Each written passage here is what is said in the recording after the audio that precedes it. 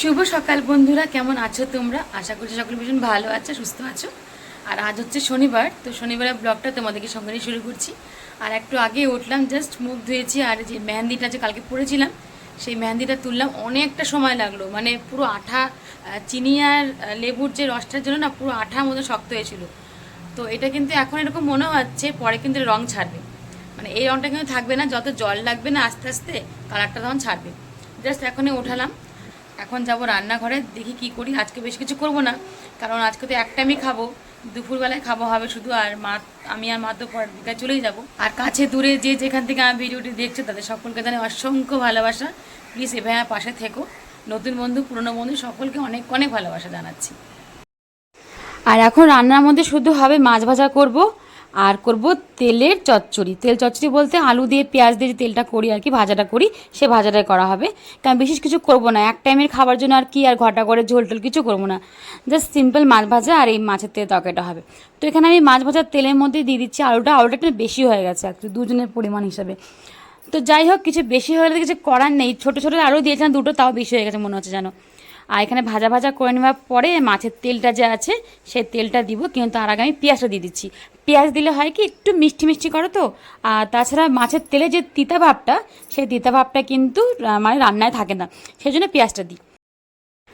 আর যে সকল বন্ধুরা এতক্ষণ পর্যন্ত আমার ভিডিওটি দেখছো তাদের সকলকে জানাই অনেক অনেক ধন্যবাদ। আর প্লিজ যারা নতুন বন্ধু এসেছো তারা এখনই চলে যেও না, এখন মাঝে মাঝে দেখছি সাবস্ক্রাইব কেটে যাচ্ছে দু তিনটে করে। তারা প্লিজ একটু ধৈর্য ধরো, নিয়ম অনুযায়ী যেভাবে যাবার কথা আমি সেভাবে তোমাদের কাছে অবশ্যই পৌঁছে যাবো। তো চলো, দুপুরে খাবার দাবার সেরে একবারে চলে এলাম, এখন রেডি ফেডি হয়ে গেছে একদম। আর এই যে এই চুড়িগুলো আমি এনেছিলাম এখান থেকে, কিছু চুড়ি দিদিকে দিয়েছে, আর কিছু এগুলো কিন্তু আমার পুরনো আগের চুড়ি, তো এগুলো রয়ে গেছে আর কি। এগুলো কিনে তো রেখেছিলাম অনেক দিন আগেই, কিন্তু পরার আর সুযোগই হচ্ছিল না। অবশেষে মানে এখন সময় পেলাম আর কি পরার। আর এই মেহেন্দি কালারটা দেখেছি তো সকালের থেকেও, কিন্তু এখন কিন্তু কালারটা আস্তে আস্তে ছাড়ছে, মানে এখন যত জল লাগবে তত কালারটা আস্তে আস্তে ছাড়বে আর কি। আর কাচের চুড়ি তো যতই মানে নিজের মাপের হোক না কেন, তবু না পরার সময় একটুখানি ভয় থাকি যদি ভেঙে যায়। তার জন্য আমি প্রথমে একটু নারকোল তেল লাগিয়ে নিয়েছিলাম দু হাতেই, তাহলে একটু ইজি হচ্ছে। এমনিতে আমার বাঁ হাত থেকে না ডান হাতটা একটু মানে কষা, মানে একটুখানি মানে শক্ত বেশি। কাজের হাত তো দেখবে তোমাদের সবারই, কিন্তু দেখবে বাঁ হাতের তুলনায় ডান হাতটা না একটুখানি শক্ত হয়, যেহেতু কাজের হাত সেটা। তো চলো একবারে তোমাদের সাথে রেডি ফেডি হয়ে চলে এলাম। আর এই যে চুড়িও পরে নিয়েছি, খালি নেল পালিশ পরেও ভাবছিলাম, নেল পালিশ পরার সময় হলো না, যাকে এখন পরবো না, কেন আমি বেরোবো তো, যদি আমি পরি তাহলে এখন কাঁচা রয়ে যাবে। তো দেখো, আমার শ্রাবণ মাসের শেষে শ্রাবণ মাসের সাজ দিচ্ছি আমি। তো এখন আমি আমার দুজনে রেডি, মোটামুটি এখন বাজে 3টা বাজতেই চললো, এখন বেরোবো, কারণ মোটামুটি পৌঁছাতে আমাদের 1.5 ঘন্টা 2 ঘন্টা লেগেই যায়। তো চলো, আজকের ব্লগটা এখন পর্যন্ত এখানে শেষ করছি। এখন এখান থেকে যাব গুনগুনের বাড়িতে, তারপর সেখানে কি কি করলাম না করলাম সবটাই দেখাবো। ওটা শিলিগুড়ির মধ্যে আজকে এখানকার ব্লগটা এখানে শেষ, আবার পরে দেখা হবে। আর আমার মেহেন্দি চুড়ি কেমন লাগছে জানাতে কিন্তু একদম ভুলবে না। এই হাতে মেহেন্দিটা পরলে ভালো লাগতো, কেমন জানি ইনকমপ্লিট লাগছে দেখতে। তো চলো আর কথা বাড়াবো না, এখন যেতে হবে বাস ধরতে, তারপরে তোমার সাথে পরে একবারে দেখা করছি কেমন। তো এখানে চলে এলাম বাস স্ট্যান্ডে, আর এখানে মা কাটছে টিকিট। এটা হচ্ছে আমাদের উত্তরবঙ্গ রাষ্ট্রীয় পরিবহন কেন্দ্র। তো এখান থেকে আমরা বাসের টিকিট কাটি। তো চলো এখন বসে গেছি। আর বাসটা না একদম ভালো ছিল না, মানে মিনি বাসে করে এসেছিলাম, কিন্তু সিটটা একদম ভালো পাইনি, তার জন্য আমার শরীরটাই খারাপ হয়ে যাচ্ছিলো। মানে অন্য সময় বাসে বসলে কিন্তু আমার শরীর খারাপ হয় না, কিন্তু এবার দেখলাম যে আমার এখানে বমি বমি ভাব হচ্ছিলো। তো চলো নেমে গেছে, এটা হচ্ছে আমাদের দিদিদের পাড়ার মন্দির, এটা হচ্ছে শ্মশান কালী। তো চলো দিদিদের পাড়ায় ঢুকে গেছি। আর বাসের মধ্যে আমার শরীরটা একদম ভালো ছিল না, তার জন্য আমি মানে একটা লেবু মৌসম্বি নিয়েছি গুনগুনের জন্য। সেই মৌসম্বি লেবুটা নাকের মধ্যে সঙ্গে সঙ্গে সারা রাস্তা আসলাম। মানে প্রথমত শরীর ঠিক ছিল, যখন গাড়ি থেকে উঠলাম আর কি, তারপর থেকে শরীরটা হঠাৎ করে খারাপ শুরু হয়ে গেল। মানে আজকে আপনার সিটটা যে পেয়েছি একদম লাস্ট সিট, মানে চাকার ওপরে যে সিটটা থাকে সেটা বারবার করে জার্কিন দিচ্ছে, খুবই কষ্ট করে আসলাম। ওই জন্য পুরো রাস্তা আমি যে মৌসম্বি লেবু শুনতে শুনতে এসেছি। তো চলো একবার তোমার সাথে পরে গুনগুনকে দেখা করি, তারপরে কথা বলছি। তো চলে এলাম দিদিদের বাড়িতে। এই দেখো, এখন থেকে না অ্যাকচুয়ালি জামাইবাবুর বাইকটা চুরি হয়ে গেছে, তো তার জন্য এখন থেকে তালা মেনে মেনে রাখছে। তালা মানে মারা ছিল না বলে গাড়ি ঢুকে মোটামুটি রাতের দিকে আর কি 9টা নাগাদ গাড়ি একদম মানে চুরি করে নিয়ে গেছে। আর জামাইবাবু না ভুল করে গাড়ির চাবি রেখে দিয়েছিল গাড়িতেই, তার জন্য চোরের বেশ সুবিধা হয়েছে, আর কি কোনো ঝামেলা হয়নি, আরামসে গেট খুলে গাড়ি নিয়ে চলে গেছে। তো থানাতে এফআইআর করেছে, খুঁজছে, দেখা যাক কী হয়, পেয়ে গেলে তো খুব ভালোই হয়। আর দেখো গুনগুন কিন্তু আমাদেরকে দেখে খুব খুশি, আর ও জিজ্ঞেস করছে কী এনেছি ওর জন্য, কি কি আনা হয়েছে সেটা আগে খোঁজ করছে। কেমন আছো সবাইকে বলো, কেমন আছো? এখানে বলো, এখানে বলো, এখানে বলো। ওরে বাবা, দেখি আমার, বলো কি করিস, এরকম না, বলো কি করিস বলো।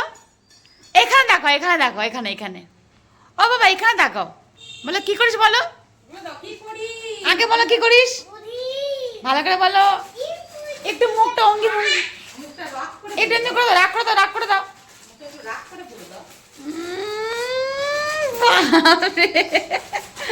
আচ্ছা সবাইকে একটু ফ্লাইং কিস করে দাও বাবা। ওই বাবা চিজ পাই খুশি, একটু ফ্লাইং কিস করে দাও না, তোমাকে সবাই মিস করে জানো, সবাই তোমার কথা জিজ্ঞেস করে। এখন তো খুব খুশি, আর এখন ঢুকলাম, এখন একটু ফ্রেশ হবো, বাস থেকে নেমে একটু ভালো লাগছে। তো চলো তাহলে তোমার সাথে পরে একবার কথা হচ্ছে। চলো আমরা এখন দেখি তো মা কি করছে। এই মা কি করছিস? ওই যে মা কি করছে, স্মুথ একদম। মা কি করছে দেখো তো, ওই যে মা না চা বানাচ্ছে, আমরা এখন চা দিয়ে কি খাবো, মুই খাবো না বাবা। চলো, তো আমরা সবাই ফ্রেশ হয়ে গেছি, মানে আমি আর মা।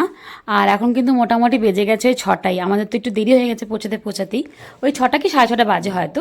তো এখন এখানে খাচ্ছি সিঙ্গারা, একটু আগে দিদি বানিয়েছিল চা আর মুড়ি খেয়েছিলাম, তো তারপরে জামাইবাবু নিয়ে এলো সিঙ্গারা। তো যাই হোক আমি সিঙ্গারাটা খাচ্ছি, তারপর তোমার সাথে আবার পরে কথা করছি। তোমাকে দেখিয়ে দাও, বলো এই দেখো ডোরেমন, বলো এই দেখো আমার ডোরেমন দেখো। কে এনেছে এটা, কে দিয়েছে তোমাকে?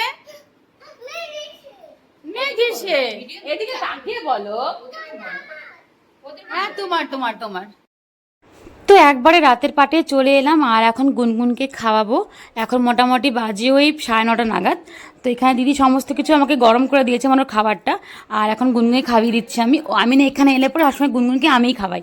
আর এই দেখো ও না সাদা ভাতটা খেতে খুব ভালোবাসে, মানে এমনি ভাত ও খেয়ে চায়ে খাবে না আর কি, ঝোল ভাত, কিন্তু সাদা ভাত ও চেয়ে খায়। তো ওকে খাইয়ে দিয়ে তারপরে আমরাও বসে পড়লাম ডিনার করতে। আর আজকে রান্না হয়েছিল ইলিশের মাথা দিয়ে কচু, আর করা হয়েছিল মাছের ডিমের বড়া, আর সঙ্গে ছিল মাছের ঝোল, আর জামাইবাবু খাচ্ছে রুটি আর অমলেট। তো ব্যাস এটাই ছিল আজকের রাতের ডিনার। তো চলো খাওয়া দাওয়া করে তোমাদের সাথে একবারে রাতে শুতে যাওয়ার আগে একবারে কথা হবে। তো রাতের খাওয়া দাওয়া একদম কমপ্লিট, এখন বিছনাও রেডি করে নিয়েছে, এখন শুভ। আর এই যে আর একজনকে দেখো গামছা নিয়ে শাড়ি পরবে বলে খেলা করছে। তো চলো ভিডিওটা আজকের মতন এখানে রাখছি, চলো বাই, সবাই ভালো থেকো, সুস্থ থেকো, নতুন কোনো ব্লগ ভিডিও নিয়ে আবার হাজির হয়ে যাবো, ততক্ষণে টাটা বাই বাই। সবাইকে বাই করে দাও না, বাই, গুড নাইট বলে দাও, good night, good night, flying kiss করে দাও, ফ্লাইং কিস করে দাও, ফ্লাইং কিস কেমন করে করবে, ফ্লাইং কিস তো কামড় দিয়ে দিচ্ছ, দেখো দেখো দেখো, গুড নাইট বলো, আবার দেখা হবে বলো, আবার আসবে, ফ্লাইং কিস করে দাও। এই কি করিস, এই কি করিস, চলো রাখছি, ওর বদমাশি আর শেষ হবে না। তো চলো পরে আবার দেখা হচ্ছে তোমাদের সাথে, আজকে মতন ta-ta bye bye, good night. আর আমার মেহেন্দি কালারটা দেখো, সকালে যে দেখিয়েছিলাম তখনকার থেকে এখন আরো বেশি ডিপ হয়ে গেছে, দেখেছো? তো চলো bye tata, good night, sweet dreams. ওই সর।